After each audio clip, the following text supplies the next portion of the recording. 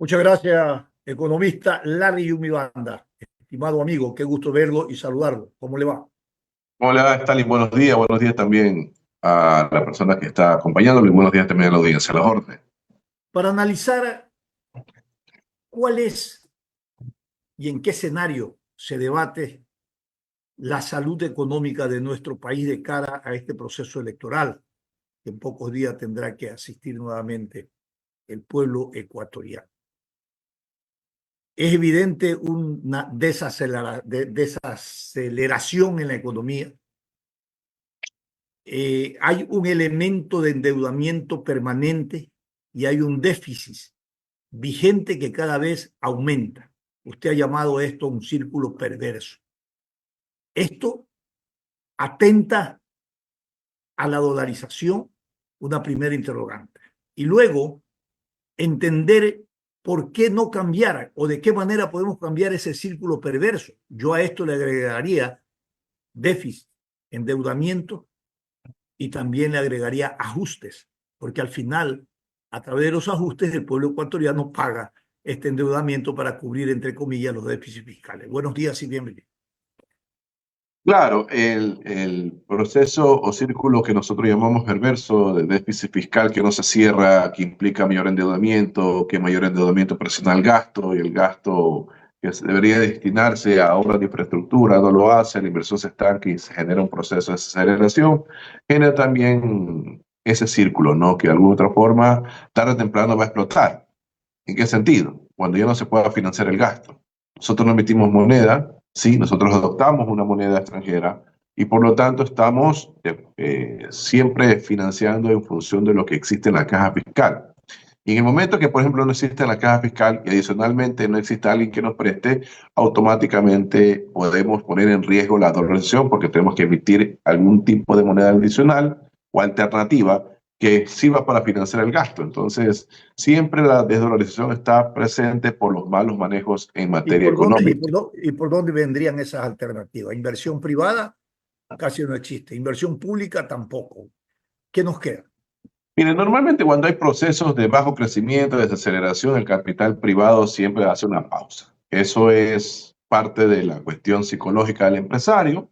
Lo que normalmente se recomienda es que el Estado invierta de manera temporal, o sea, en el cortísimo plazo, para un poco arreglar las cifras macroeconómicas y el sector privado sienta confianza y pueda seguir invirtiendo o decida invertir. O Entonces, hacen eso no ha habido. presencia, o hacen presencia capitales golondrinas que entran y salen. Normalmente eso no ha ocurrido en el Ecuador. Nosotros, por lo general, no manejamos de manera amplia ese tipo de atracción de capitales golondrinas. Lo que sí le puedo decir es que hoy en día la inversión privada se ha desacelerado.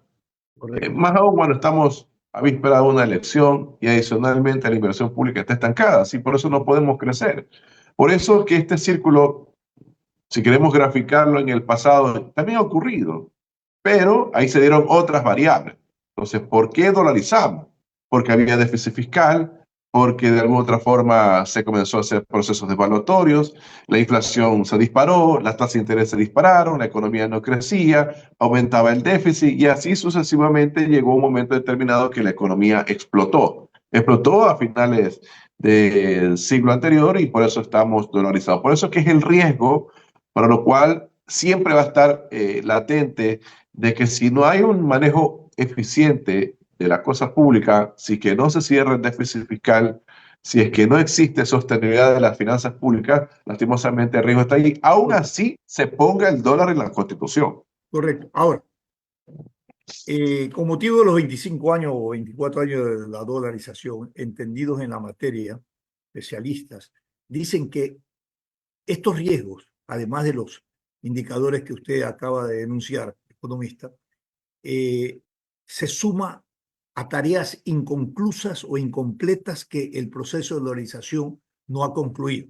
Por ejemplo, la vigencia y presencia del Banco Central, la consolidación de un sistema financiero eh, dentro del país y la posibilidad de un sistema financiero internacional que entre a nuestro país. Y otros aspectos que realmente todavía no se han concretado. ¿Esto realmente está afectando, debilita la consolidación propia de la economía dolarizada? Por supuesto, si no hay crecimiento, lastimosamente no se puede fortalecer las actividades productivas en Ecuador. Inclusive el gobierno sale afectado porque no mejoraría la recaudación tributaria y tendría que disparar el gasto. Y de hecho, miren, las inundaciones va a tener que incrementar el gasto. Por el asunto de la inseguridad va a tener que incrementar el gasto. Por el tema de los apagones del año pasado, incrementó el gasto. Entonces, lastimosamente, esa es la situación a la cual estamos viviendo. Y a mí lo que sí me preocupa es lo que vaya a pasar en el futuro. Inclusive el Fondo Monetario Internacional en su último informe nos dice que el crecimiento de Ecuador hasta el 2029 será del 1,5% promedio. Entonces, eso significa que no vamos a crecer de manera importante. Nosotros estamos acostumbrados a crecer al 4% en 2000 hasta el 2014. Eso ahí parece que no está en la meta cercana. Es por eso que el tema del debate presidencial de la segunda vuelta va a ser crucial, porque ya estamos cansados del diagnóstico. Ahora sí, el tema del cómo salir de este problema de bajo crecimiento, que es la trampa Correcto. para los países de ingresos medios. Y eso está Correcto. metido en Ecuador. Entonces, Ahora, yo creo que el debate va a ser crucial. nosotros apuntamos y decimos, y usted lo acaba de decir, ponemos la esperanza en el pronunciamiento del debate que tengan estos dos candidatos. Recordemos que en el 2023, después de la muerte cruzada, fueron los mismos actores políticos que hoy uno está en el poder, también que estuvieron en un debate en la segunda vuelta, ¿no? ¿Y qué ofrecieron respecto a la resolución de la crisis? Al que está en el gobierno, en el poder, hay que revisarle, hacerle un checklist para ver si ha cumplido con lo que propuso respecto a la reactivación productiva y la que no quedó, para ver si hoy está repitiendo lo mismo, si es posible hacerlo fuera o dentro del poder. ¿Qué Sí, pero hacemos? lo mínimo que debe hacer los que van a participar del debate es que le digan la verdad al país, ¿no? Porque la otra vez se omitió eso. Inclusive en el debate de la primera vuelta parecíamos que vivíamos en el país de las maravillas, ¿no? Sí, Entonces, no es así. La situación es complicada, tenemos un déficit fiscal que no se cierra, que es más o menos de 6.000 millones de dólares para este el 2025. déficit, Tenemos una deuda de 85.000 millones y de dónde vamos a sacar los recursos. ya. Sí, Por eso lo es que último. la conveniencia y el planteamiento de la decisión del gobierno de concesionar el campo Sacha va por esa línea de tener recursos. Se puede decir que el gobierno en ese sentido, a ver, si usted recibe una prima de 1.500 millones de dólares, sí, pero su ingreso neto es 1.700 millones de dólares por año, yo no sé si eso sea negocio, si alguien en el sector privado haría este tipo de operación. Inclusive, cuando Elon Musk compra Twitter, lo compra a un buen precio, sí, pero aquí en el Ecuador, cuando son los recursos estratégicos, que no son los recursos privados, sino los recursos públicos, tratan de generar algún tipo de atracción de inversión extranjera directa, siempre para que el inversionista saque el mayor provecho. Y esto no ha sido solamente con el campo Sacha, ha venido ocurriendo durante muchos años atrás, inclusive en los últimos contratos mineros. Eh, si comenzamos a escarbar bien los contratos mineros, realmente nosotros no recibimos el beneficio de la exploración, pero de la exploración, la explotación y la comercialización minera. ¿Por qué? Porque fueron contratos mal negociados. Apenas nosotros recibimos un porcentaje mínimo de los beneficios. Entonces, si vemos contablemente, se reflejan exportaciones en cuestiones mineras, pero asimismo salen recursos del país por el asunto de la renta de la inversión, que son las utilidades que se van a sus países de origen. Lo mismo podría ocurrir con el campo Sacha, al margen de que, insisto, es una cuestión que siempre se lo ha querido concesionar, aunque nuestro juicio es una especie de monetización, ¿sí? Pero el riesgo es altísimo. O sea, hay varios efectos que, por ejemplo, no se ponen en juego. ¿Qué va a pasar, sí, al siguiente año, ¿no? Cuando ya entre en operación la concesión con respecto a la producción petrolera? ¿Cuánto va a recibir el privado? ¿Cuánto va a recibir el Estado? Y el Estado, de acuerdo a las cifras, va a recibir en cuestiones de producción del 12 al 26% aproximadamente. ¿Eso no servirá para sostener las finanzas públicas? Pregunto. Si eso va a permitir de otra forma sostener el subsidio de los combustibles, eso va a implicar mayor importación de combustible. O sea, hay algunas interrogantes que, por ejemplo, no se lo ha dicho, no se lo ha puesto en el debate y que es importante mencionarlo. En otro gobierno, el campo Aucas y Chuchufindi también fue concesionado en esos términos. en menor cantidad, evidentemente, por la prima, pero la pregunta es exactamente la reflexión última que usted ha hecho. ¿A qué contribuye y hacia dónde van esos recursos? ¿Qué uso y calidad y uso de esos recursos se le da? Bueno, esta es la pregunta, porque el pueblo ecuatoriano dice, bueno, se está discutiendo esto sobre los 1.500 millones que ingresan. ¿Cómo eso va a impactar a mi vida? ¿Me va a mejorar mi calidad de vida? ¿O va a servir para gasto corriente? Como ha sido tradicionalmente los últimos recursos que nos ha prestado el Fondo Monetario Internacional, pues han servido para pagar la deuda externa, han servido para pagar deuda a proveedores y no se ve prácticamente mayor crecimiento económico. Entonces, no sé si eso sea la excepción, la verdad que eso ya le corresponderá al gobierno de Novoa, pero insisto, es un negocio no muy bueno para el país. Sí, insisto, recibir 1.500 millones de dólares cuando neto este campo produce 1.700 millones de dólares neto. Entonces, no es negocio. Ojalá hubiera sido la prima A ver, pero superior. más allá de eso, ¿y qué pasa si mantenemos en las mismas condiciones el campo Sacha, sin presupuesto, ¿no? Con un deterioro de su infraestructura que a corto plazo no tendrá que paralizar sus actividades porque no va a seguir funcionando. Según los informes de los técnicos que han analizado no, las condiciones de esta infraestructura de explotación de este campo petrolero. Mire, en el 2021 el precio del barril de petróleo se disparó a $100. ¿Qué hizo el gobierno de Guillermo Lasso para mantener toda la infraestructura petrolera? Muy poco. El gobierno de Novoa recibió la información, no es que no saben del tema, ¿sí? Por eso pusieron una amiga ahí, de que luego salió, pero lo que sí les puedo decir es que nos hicieron las inversiones para justamente hacer de que Petroecuador sea eficiente. Inclusive, la transparencia de Petroecuador, que es un tema pendiente. Si tienen que limpiar todo lo que tengan que limpiar en Petroecuador, ¿por qué no lo han hecho? Y adicionalmente, si quieren recursos, hagan las cosas por pasos, ¿no? Transparente Petroecuador, saquen las cuentas de Petroecuador para que la ciudadanía tenga acceso. Y adicionalmente, vendan las acciones, 30%, 35%, 49%. ¿Para qué? Para que Petroecuador se capitalice y pueda seguir invirtiendo en el campo petrolero. Pero no creo que el tema de esta concesión realmente le genere, sí, en el mediano y largo plazo, no en el corto plazo, algún beneficio para el Ecuador. Más bien yo creo que va a complicar inclusive los recursos en el presupuesto, insisto, en el mediano y largo plazo. Claro. Y en lo social y en lo político ha generado una inestabilidad y confrontación respecto a las decisiones que toma el gobierno frente a quienes están en el lado de la Asamblea y los movimientos sociales ambientalistas, pues evidentemente ya han Y, creado un y conflicto de empresarios tensión también, social. y empresarios Y también no están de empresarios también. acuerdo, no están de Claro, acuerdo con la concesión tal cual está negociado hoy en día. claro.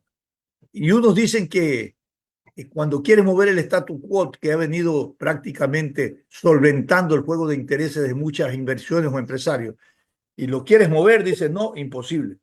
¿Por qué? Porque le mueven su metro cuadrado.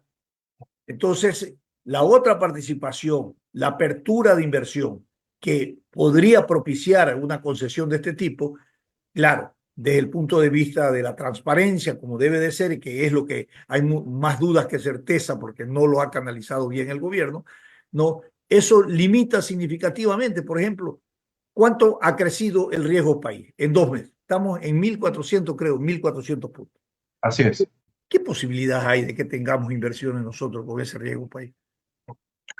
Bueno, como mayor impacto del alto riesgo país, no tener financiamiento en los mercados internacionales a través de emisión de bonos, pero la inversión extranjera casi no va relacionada con el riesgo país, ¿sí? Porque hemos tenido riesgo país de 1.000 puntos y la inversión extranjera ha estado por los 1.000 millones de dólares, por ejemplo, en ciertos años.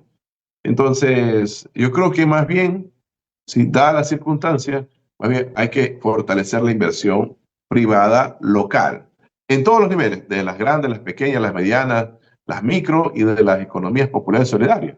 Claro, Pero pero ¿cómo insisto, lo haces? ¿Cómo lo haces? Si el Estado no tiene recursos, no es un inversor, no hay inversión interna privada, ¿cómo lo haces? ¿Cuál es la salida? ¿Qué el tenemos que tema es hacer? que ¿Qué hay que hacer?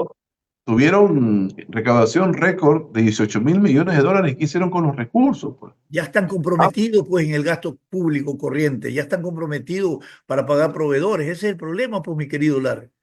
El No se asunto, a paga ver, la no nos deuda gusta, social, a se ver, paga toda hay, la deuda externa, se paga quien esté. hay algunas acciones que todavía el gobierno no lo ha A hecho, ver, por ejemplo, reducción de tasa de interés, por ejemplo. No se lo ha reducción. puesto al debate. Sí, no se lo ha puesto al debate. El ¿Qué tema, aporta eso? ¿Qué aporta? ¿cómo es que aporta? La La mayor reducción. dinamización No, del le público, pregunto la para mayor que la dinamización ciudadanía del público. entienda que cuando me reducen una tasa de interés, ¿cómo me Por beneficia? ejemplo, la tasa máxima para las grandes empresas está al 12%, cuando estaba antes 8%. Ujú. Por eso es que las grandes empresas no están ampliando su campo de acción. Y segundo, seguir en la línea de firmar los acuerdos comerciales. Yo creo que el acuerdo comercial con Corea del Sur hay que ponerse en vigencia.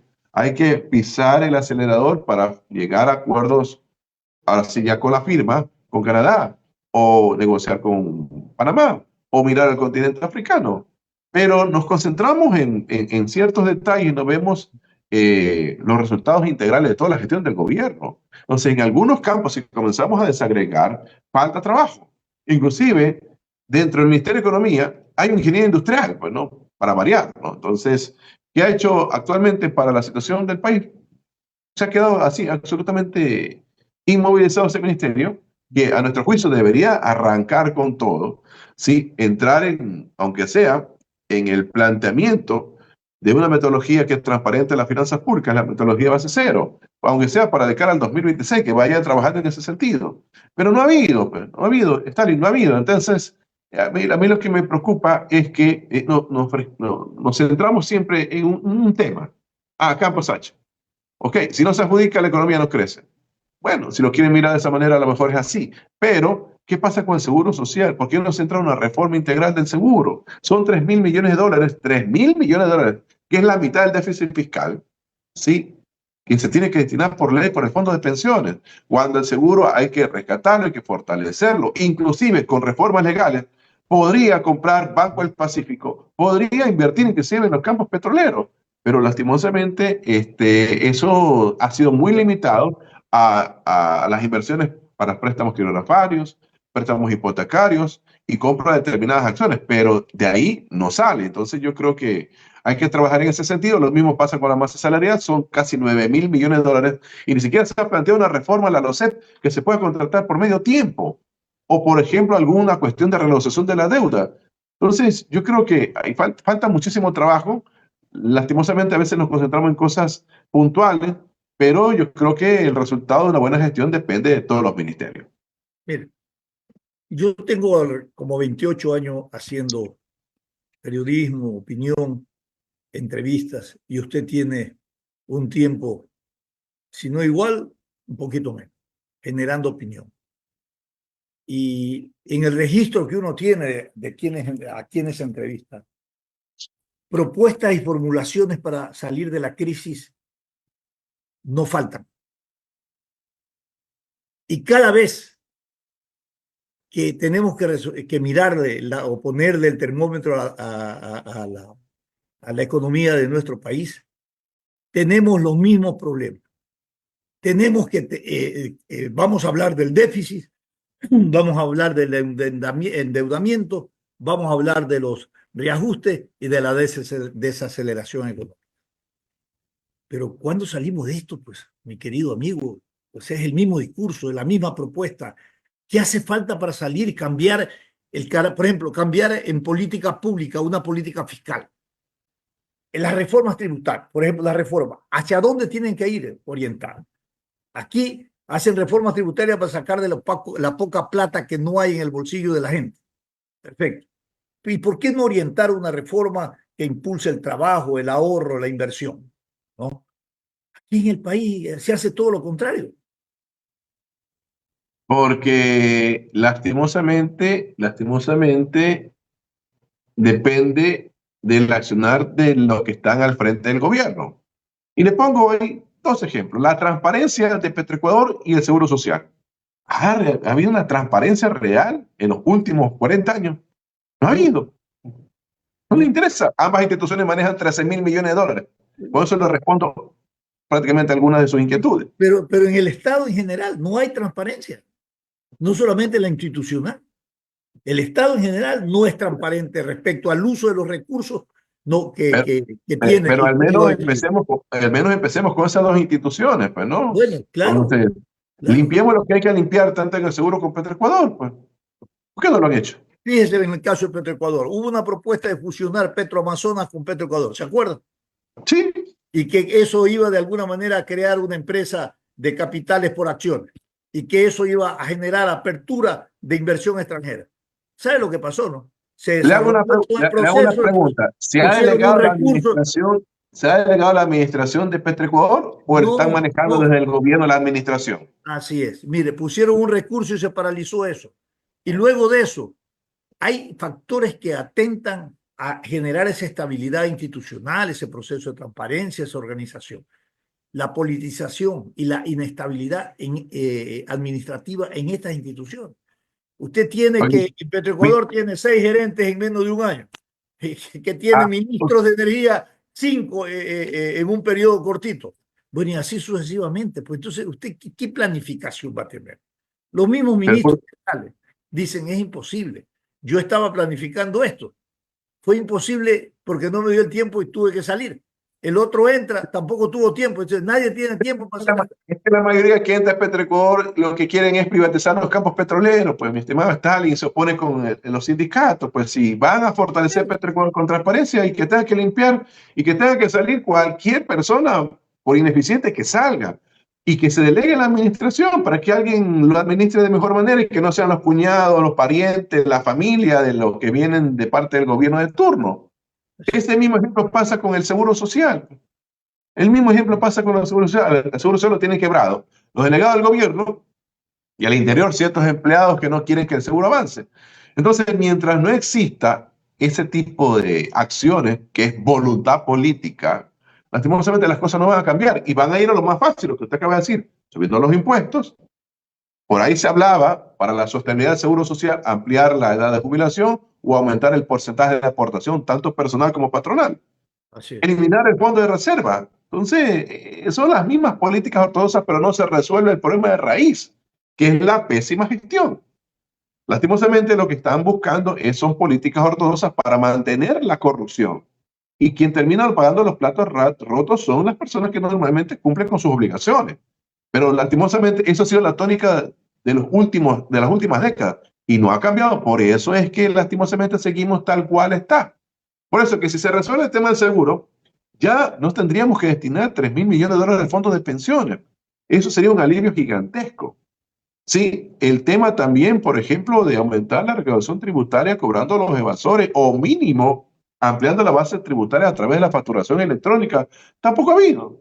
Entonces yo creo, o no ha generado los resultados. Entonces yo creo que es un tema más que todo de evaluar semanalmente y que las entidades del Estado, las que no funcionen, sí, lastimosamente tienen que entrar en proceso de alianza público-privado.